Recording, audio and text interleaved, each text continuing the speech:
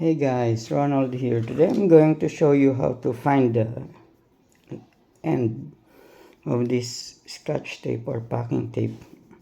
Usually we try to use our fingers looking for that end of this scotch tape, or we use our naked eye.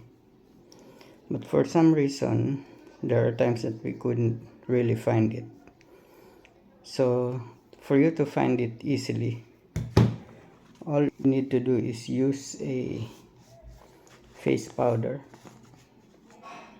Just put some on your palm.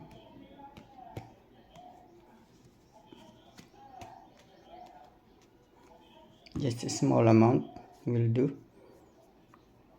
Then try to circulate into this tape.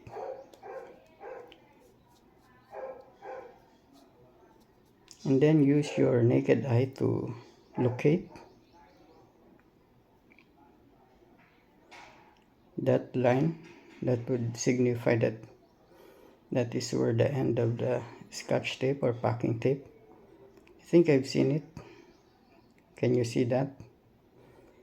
That's the edge of this scotch tape or packing tape. So let's just try to get it.